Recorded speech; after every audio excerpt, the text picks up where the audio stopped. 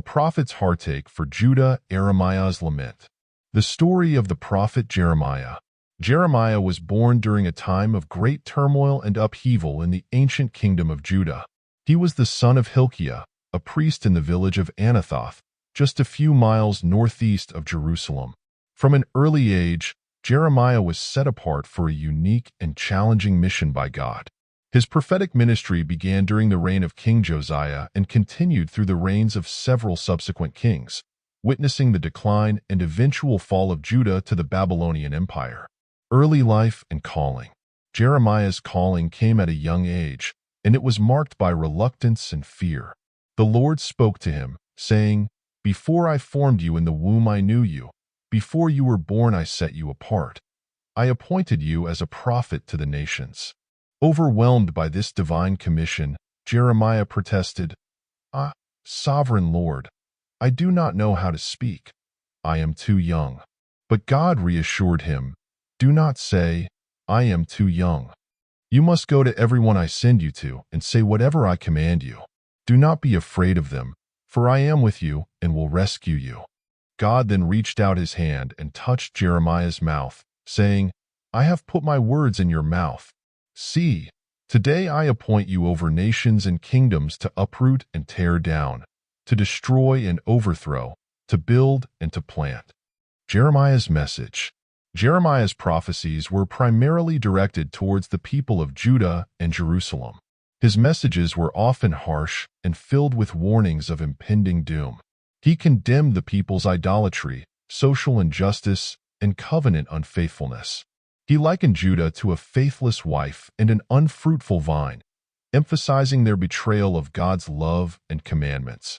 Despite his dire warnings, Jeremiah also spoke of hope and restoration.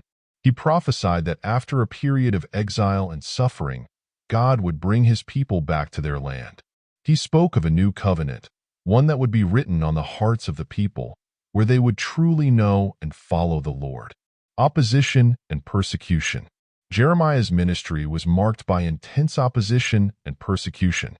His messages were not popular, and many sought to silence him. He was beaten, put in stocks, and imprisoned multiple times. His own family and friends turned against him, and false prophets continually contradicted his words, offering false hope of peace and security. One notable incident was when Jeremiah was instructed by God to make a yoke out of wood and wear it around his neck. This was a symbol of the coming Babylonian captivity.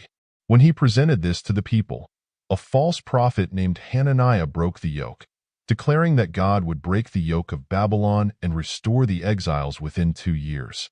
Jeremiah responded with a grim prophecy, saying that Hananiah would die within the year for his false prophecies, which indeed came to pass.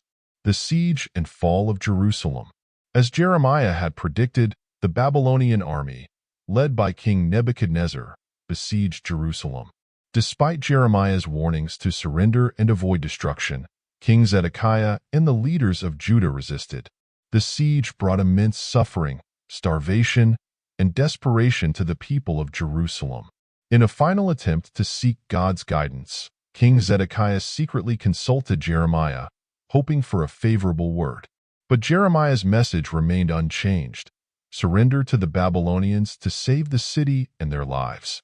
Zedekiah refused, and the Babylonians eventually breached the city's walls, destroying Jerusalem and its temple.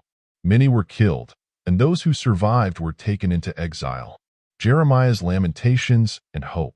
In the aftermath of Jerusalem's fall, Jeremiah composed a series of laments, expressing his deep sorrow and grief over the destruction. These laments are preserved in the biblical book of Lamentations. Through his tears, Jeremiah reflected on the consequences of Judah's sins and the justice of God's judgments. Yet, even in the depths of despair, Jeremiah held on to hope. He believed in God's promises of restoration and renewal. He prophesied that the exiles would return, rebuild Jerusalem, and renew their covenant with God.